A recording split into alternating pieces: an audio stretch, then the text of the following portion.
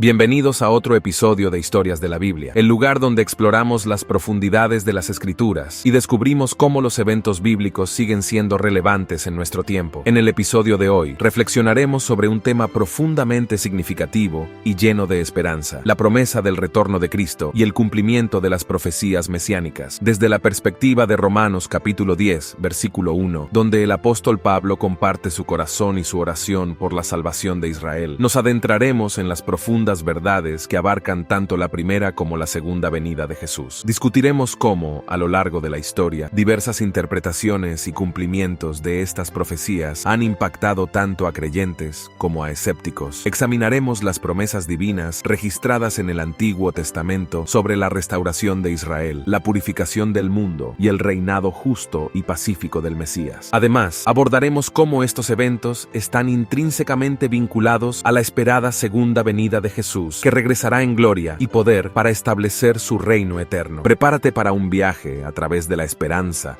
la historia y la profunda misericordia divina. No olvides suscribirte a nuestro canal Historias de la Biblia para no perderte ningún detalle. Si te gustan nuestros contenidos, dale like y comparte este video para que más personas puedan beneficiarse de estas inspiradoras verdades. Ahora, sin más demora, comencemos. Los detalles son cruciales para comprender los eventos históricos y las figuras que los moldearon. Probablemente ya ha escuchado en las Sagradas Escrituras que Jesús, proclamado Hijo de Dios, demostró su divinidad a través de actos impresionantes. No solo sanó a los enfermos, sino que también devolvió la audición a los sordos, permitió que los paralíticos caminaran y hasta resucitó a los muertos ante testigos estupefactos. Sin embargo, a pesar de estos prodigios notables, la mayoría del pueblo judío vaciló en aceptarlo como el Mesías esperado. Para entender esta reticencia compleja, es crucial sumergirse en el contexto histórico de la época. Bajo la dura opresión romana, los corazones de los judíos estaban angustiados y anhelaban a un Salvador. Jesús, sin embargo, subvirtió las expectativas tradicionales de un Mesías guerrero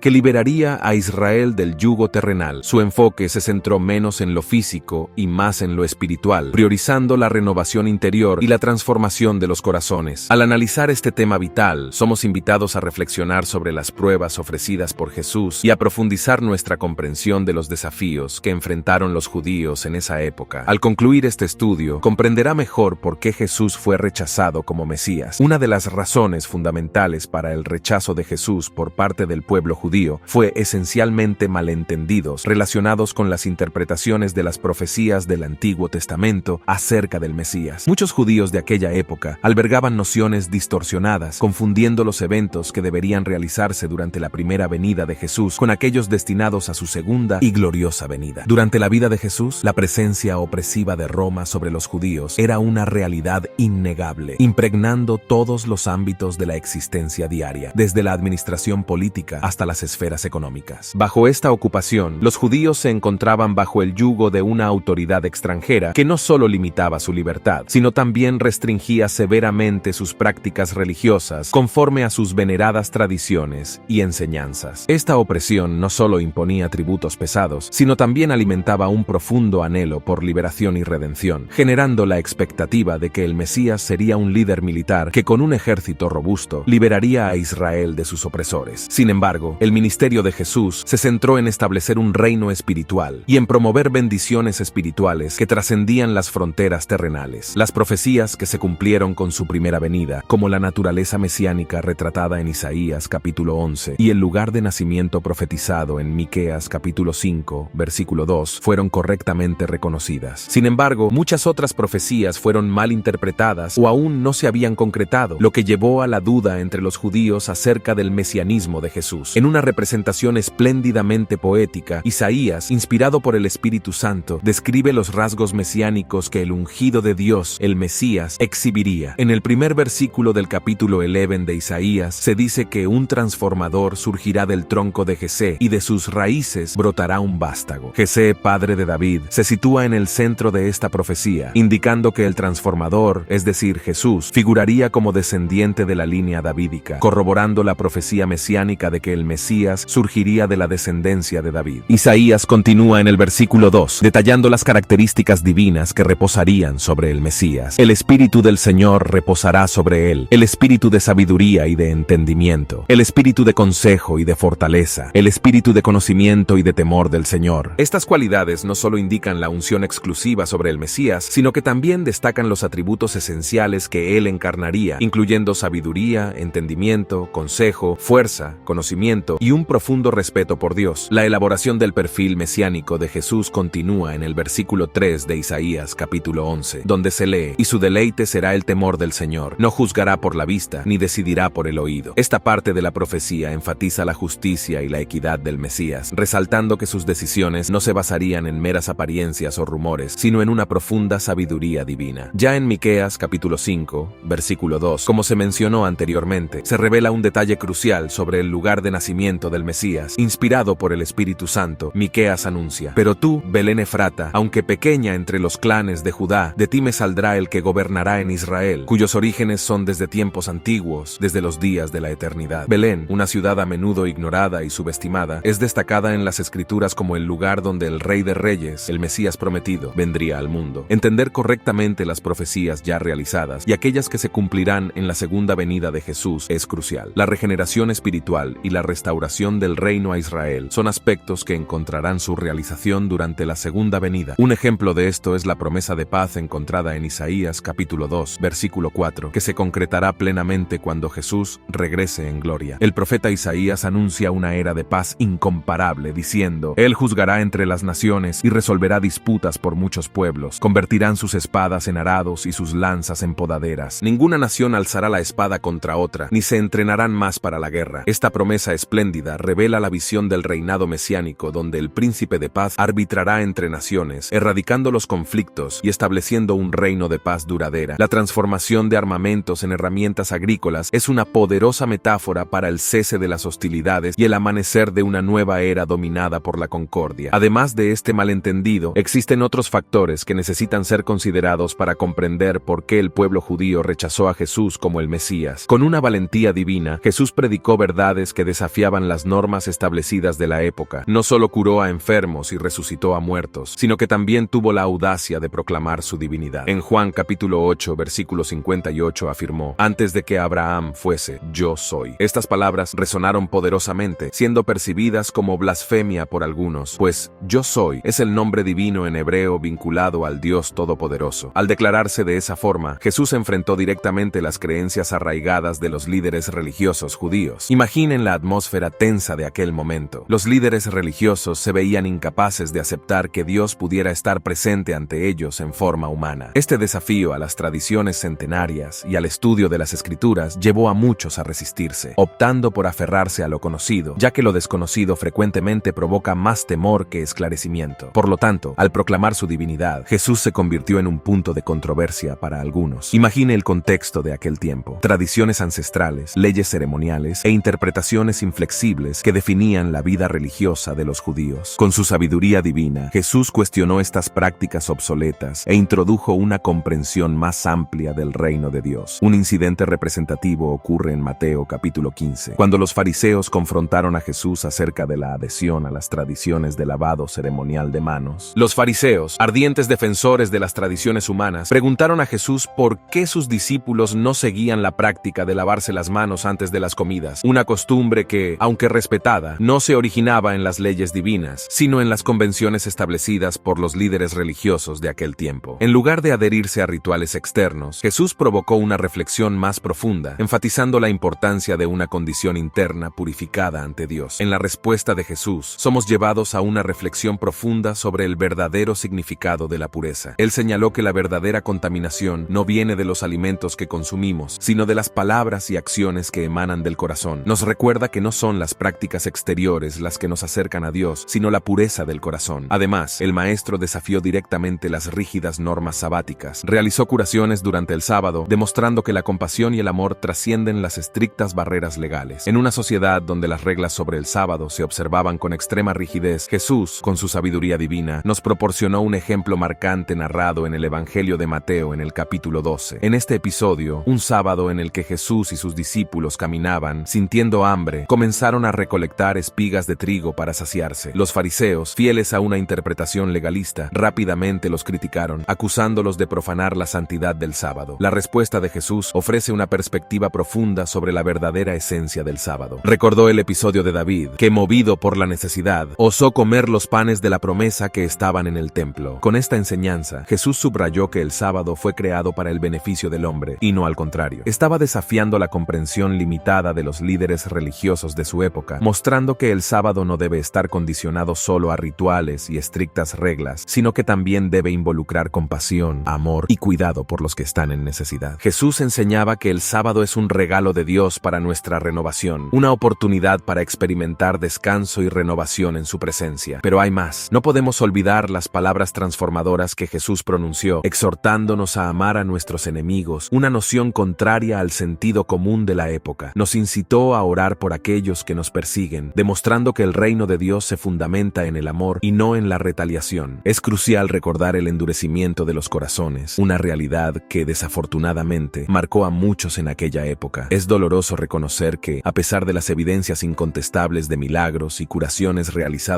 por Jesús, muchos corazones permanecieron cerrados a la verdad. Un ejemplo conmovedor de esta realidad se evidencia en la resurrección de Lázaro, un íntimo amigo de Jesús. Lázaro enfermó y aunque la noticia fue enviada a Jesús, él decidió permanecer donde estaba por 2 días más. Al llegar a Betania, encontró a Marta, hermana de Lázaro, quien expresó su fe a pesar de la muerte de su hermano. Cuando Jesús vio a María y a los que estaban con ella llorando, se conmovió profundamente y también lloró. Al acercarse al sepulcro, Jesús instruyó que quitaran la piedra que lo sellaba. Marta, temiendo el mal olor después de 4 días, vaciló, pero Jesús la animó con palabras que resuenan a través del tiempo. No le dije que si creía, vería la gloria de Dios. En un momento que desafía nuestra comprensión, Jesús clamó en alta voz: Lázaro, sal fuera. Y para el asombro y alegría de todos los presentes, Lázaro, que había estado muerto, salió de la tumba aún envuelto en sus vendas. Esta historia no es solo una demostración del poder milagroso de Jesús sobre la muerte física, sino también una profunda lección sobre su capacidad de revitalizar áreas de nuestras vidas que parecen irremediablemente perdidas. Sin embargo, en lugar de una celebración universal, presenciamos reacciones mixtas por parte del pueblo judío. Mientras algunos creyeron, maravillados por el poder divino que acababan de presenciar, otros, en lugar de rendirse ante la evidencia irrefutable, corrieron a informar a los fariseos sobre el acto de Jesús. Es triste darse cuenta de que, incluso frente a un milagro tan extraordinario, algunos corazones permanecieron endurecidos. En lugar de maravillarse y rendirse a lo divino, optaron por resistir la verdad. Y aquí es donde encontramos una lección profunda, una advertencia sobre la susceptibilidad de nuestros propios corazones. Hermanos, ahora entramos en una fase decisiva de nuestra reflexión sobre el rechazo de Jesús como el Mesías por parte del pueblo judío. Nos enfrentamos al hecho de que Jesús fue una piedra de tropiezo para muchos en esa época. Podemos sentir en nuestros corazones el peso de esa expresión, piedra de tropiezo. Sin embargo, es fundamental entender que esa misma piedra, rechazada por algunos, se transformó en la piedra angular de la fe cristiana. Las Escrituras hablan de esta dinámica única donde la piedra que los constructores rechazaron se convirtió en la base esencial de nuestra fe. Es vital reconocer que el rechazo de Jesús no ocurrió en vano, sino como parte de un plan divino más amplio. La resistencia de los líderes judíos permitió que los gentiles, como nosotros, fueran integrados al plan redentor de Dios. Fue a través de ese rechazo que se abrieron las puertas para que nosotros, que originalmente no pertenecíamos al pueblo del pacto, fuéramos adoptados en la familia de Dios. Por lo tanto, Jesús no solo se convirtió en una piedra de tropiezo para algunos judíos de aquella época, sino que también erigió un portal de esperanza para todos nosotros. Observamos cómo Dios, en su soberanía, convirtió la negación humana en una vía para la salvación universal. Ante las Escrituras y la historia bíblica, reconocemos que Dios, en su misericordia, aún guarda un plan especial para el pueblo de Israel, como expresó Pablo en sus palabras. En Romanos capítulo 10, versículo 1, encontramos una expresión del apóstol Pablo que resume bien nuestro deseo colectivo. Hermanos, el deseo de mi corazón y mi oración a Dios por Israel es que sean salvos. Este anhelo es compartido entre nosotros, marcado por un profundo amor y compasión que resuenan con el corazón de Dios. Al orar por los judíos, debemos hacerlo con una comprensión y discernimiento espiritual profundos, reconociendo el celo, la búsqueda y la devoción que muchos de ellos tienen por Dios, aunque sus maneras pueden ser diferentes de las que entendemos completamente. Nuestras oraciones, impregnadas de compasión y esperanza, están dirigidas a revelar a Jesús como el Mesías prometido. Es crucial entender que, en su primera venida, Jesús inauguró el reino de Dios, trayendo salvación espiritual, reconciliación y la oportunidad de participar en su reino celestial. Sin embargo, muchas profecías mesiánicas que tratan sobre aspectos terrenales y físicos aún esperan su cumplimiento total. Al revisar las profecías del Antiguo Testamento, identificamos promesas como la restauración del reino a Israel, la purificación del mundo del mal, el reinado del Mesías con una vara de hierro y el establecimiento de la paz universal. Tales eventos majestuosos están estrechamente vinculados a la segunda venida de Jesús, cuando Él regresará con poder y gloria para establecer su reino milenario. Las profecías sobre la regeneración espiritual de Israel encontrarán su culminación, pues el propio Mesías reinará en los corazones. Mientras esperamos estos eventos proféticos, nos mantenemos llenos de esperanza y expectación. Nuestra fe se fortalece en la certeza de que, así como las promesas cumplidas en la primera venida de Jesús se confirmaron, aquellas relacionadas con su segunda venida también se cumplirán en su totalidad. Que este entendimiento nos llene de expectativa y alegría